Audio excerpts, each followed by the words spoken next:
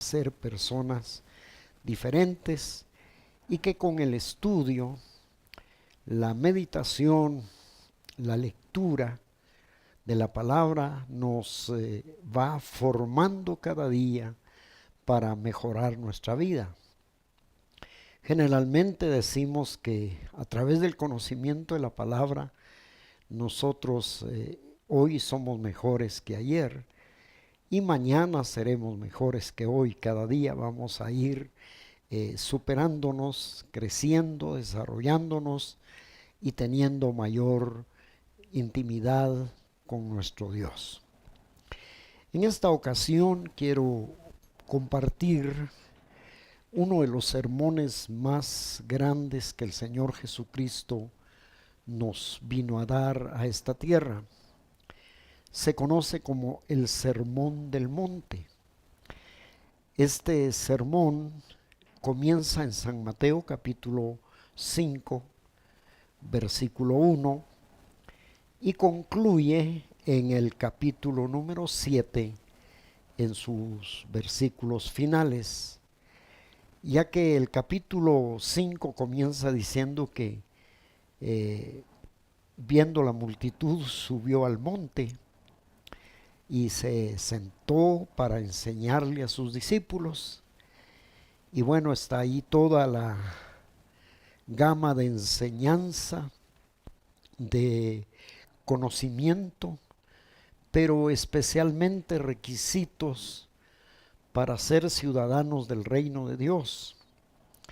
Estos capítulos, el 5, 6 y 7, dan una serie de instrucciones para ser discípulos de Cristo, para permanecer en el camino de Dios, para ser cristianos auténticos, cristianos verdaderos.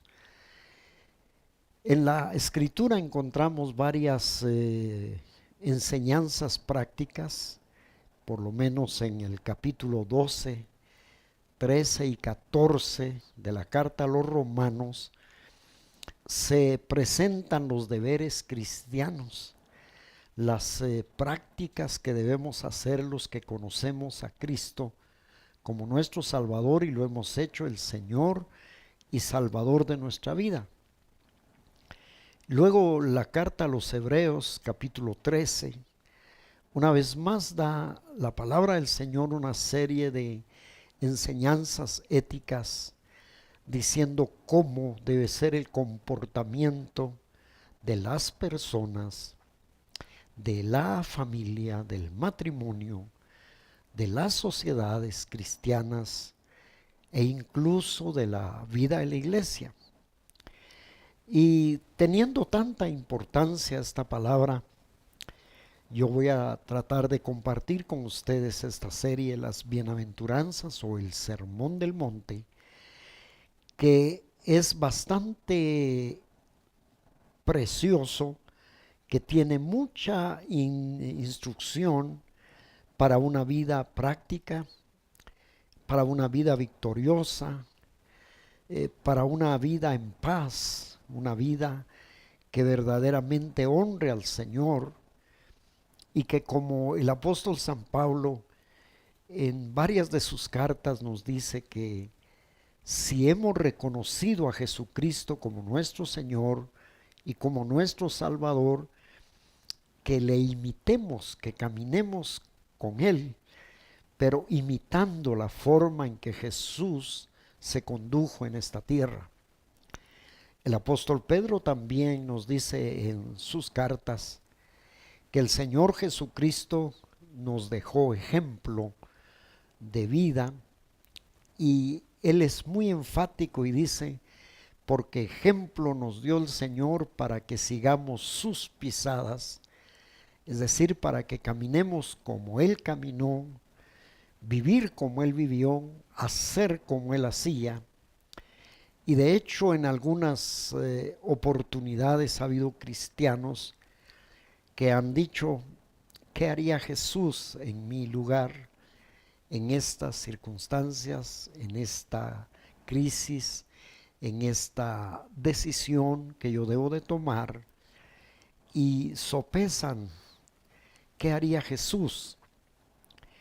Y cuando nosotros como hijos e hijas de Dios verdaderamente seguimos las enseñanzas del Señor, prácticamente nuestra conducta tiene que mejorar, cambiamos de actitudes y nuestras acciones vienen a ser diferentes porque honran a Dios, nos honran a nosotros, pero traen bendición para nosotros mismos, para nuestro círculo especial, nuestra familia, nuestros vecinos y nuestra nación. Alguien dijo que si los seres humanos viviéramos exactamente obedeciendo lo que dice las bienaventuranzas, el sermón de la montaña, las enseñanzas de Romanos 13, 12, 13 y 14, las enseñanzas de Hebreos capítulo número 13, seguramente viviríamos en una sociedad saludable, sana, maravillosa. De veras no querríamos irnos de aquí. Pero como no todos estamos en el camino, y lamentablemente algunos que están en el camino no toman en cuenta estas enseñanzas para vivir una vida práctica, una vida con la experiencia de la palabra del Señor. No sé cuántos días, cuántos programas podamos hacer para analizar los capítulos 5, 6 y 7 del Evangelio según San Mateo, escrito por Leví, el hombre aquel cobrador de impuestos, que escribió su Evangelio con el propósito de indicarle al pueblo de Israel que Jesús es el Mesías, que Jesús es el Salvador, que Jesús es el Rey que viene a gobernar en el poder de Dios y descendiente del reino de David.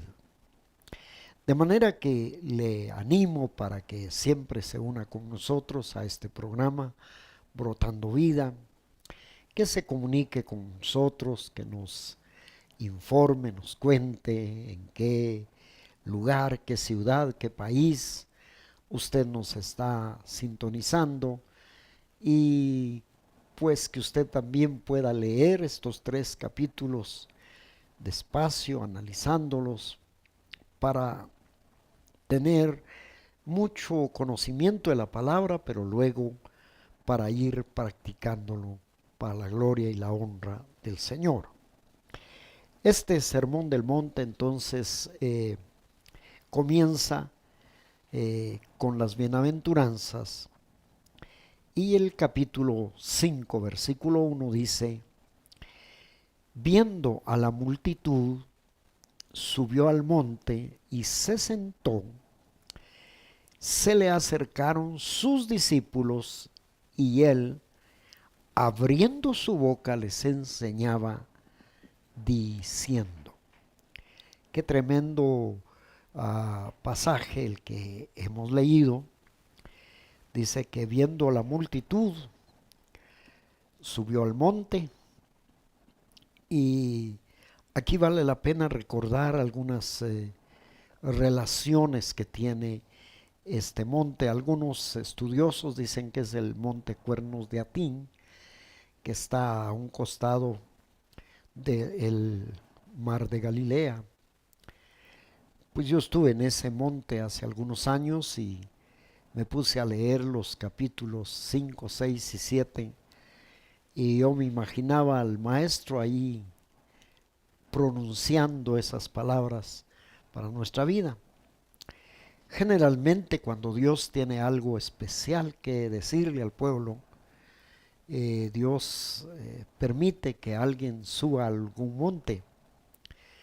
Y en el caso de Moisés, la palabra del Señor dice que él subió al monte Horeb y ahí el Señor le dio los 10 mandamientos.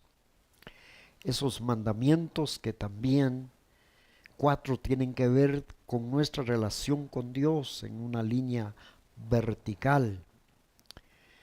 Y los otros 6, comenzando con honra a tu padre y a tu madre, tienen que ver con las relaciones personales, una línea horizontal, que nos comuniquemos unos con otros. Y Jesús dice, subió al monte. Hay otros sermones del Señor Jesús en Mateo 24, el sermón profético, Lucas 22, Marcos 13, algunos otros sermones escritos por los otros evangelios, y una sección de las bienaventuranzas las hallamos también con algunas variantes y no exactamente las del Sermón del Monte, en Lucas capítulo número 6, versículo 20 al 23, donde habla otra vez de las bienaventuranzas. Y luego, viendo pues esa multitud, tomó a sus discípulos y comenzó a dar su enseñanza a través de un discurso. Los grandes maestros de aquel entonces lo que hacían era que se sentaban y los discípulos, los estudiantes, los aprendices, lo rodeaban, se juntaban con él para poder aprender. En una ocasión yo vi un maestro que su alumno quería aprender y entonces caminando por todos lados el maestro le iba indicando varias cosas y el alumno recibiendo la enseñanza. Ahora Jesús lo que hacía era sentarse y que la multitud se acomodara, los discípulos por supuesto, más cerca de él para poder recibir la instrucción que el Señor les iba a dar.